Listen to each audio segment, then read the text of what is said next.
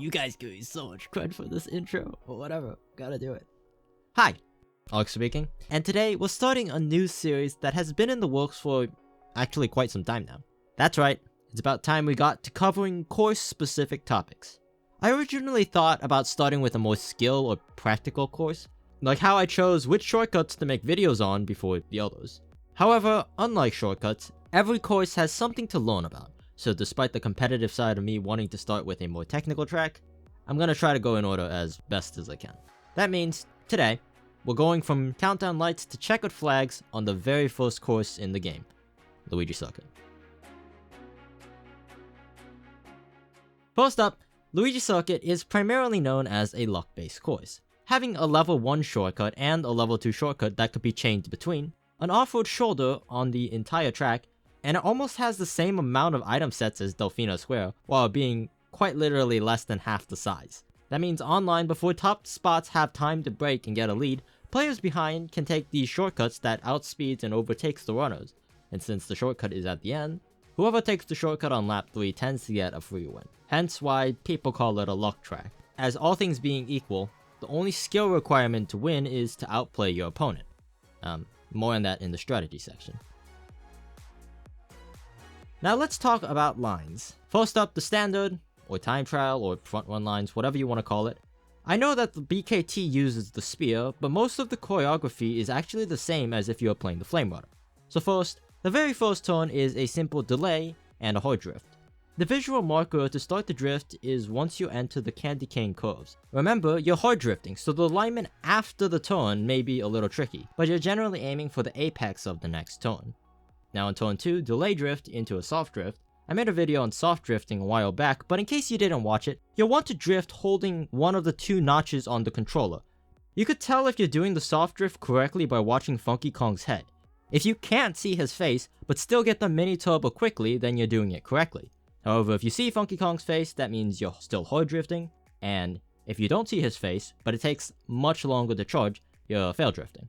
Next, in between turns 2 and 3, you're gonna wheelie, then either do a weak delay or no delay, along with a hard drift. Again, you'll want to aim for the apex of the next turn, but the distance between turns 3 and 4 is too long, so you'll need to get a chain. On turn 4, hop and realign into a wheelie. Some players counter drift turn 4, letting them keep speed preservation between the turn and the boost panel. I believe if you do it perfectly, then it could be faster than just wheeling. However, the more practical reason is to hold the drift when in a pack. That way you don't get wheelie bumped. But generally speaking, most people just do the wheelie. Next, aim for the bottom of the first boost panel. Obviously, you're going to want to take the tightest lines along the boost panels. Then, be sure to hold your drift until the boost from the boost panel runs out.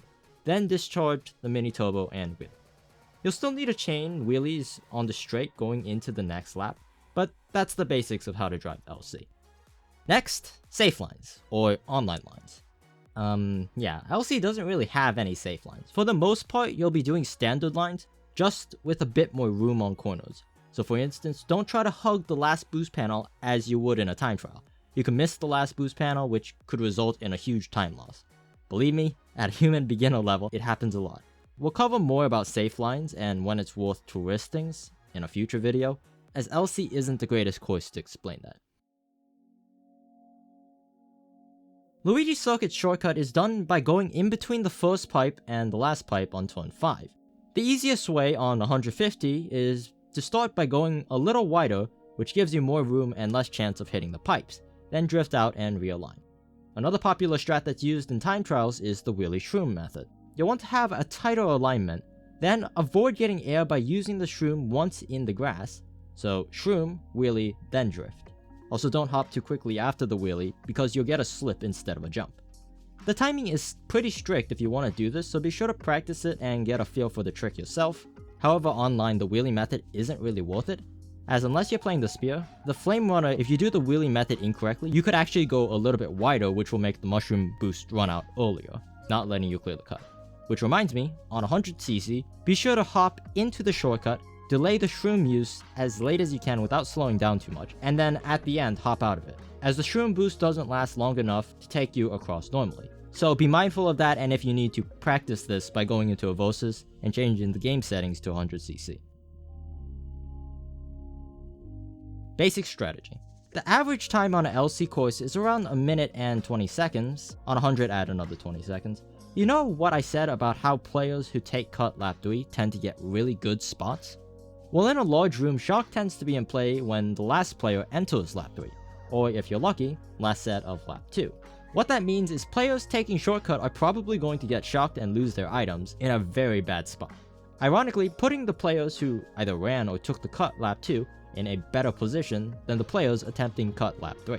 That's actually why generally the best strategy for LC is to take shortcut lap 1, fall behind on lap 2 and cycle the items for a star, then chain the star into the second set lap 3 for a golden or triples. That way you're in a star and you have a backup golden, and even if there is no shock, you'll probably get a good position, normally top 3.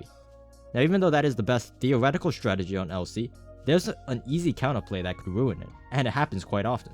Sometimes you join a room where half the room sits at full set.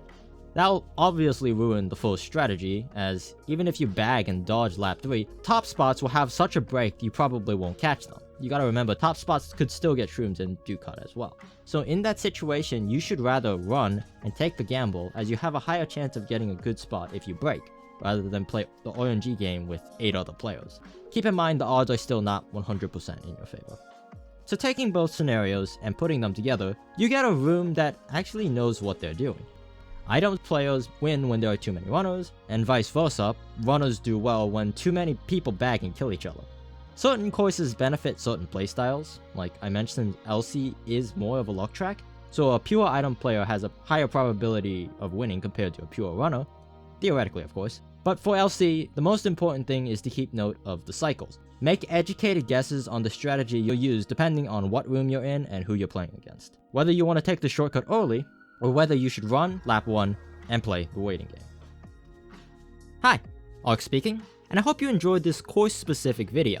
Since this is the first one, I want to mention that the beginner strategy section, I am intentionally leaving out more complex topics like advanced shock calls, delays, mind games, anything like that, as I want to keep the series as just a Kickstarter. If you're interested in more complex stuff and analysis, why don't you let me know by typing in the comments below, liking the video, and subscribing. That way you're prepped and ready to go when those videos come out. Also, while I'm at it, don't forget to follow me over on Twitch. I stream every Monday, Wednesday, Friday, and Saturday morning. And yeah, once again, thanks for watching. I really do appreciate it, and happy racing.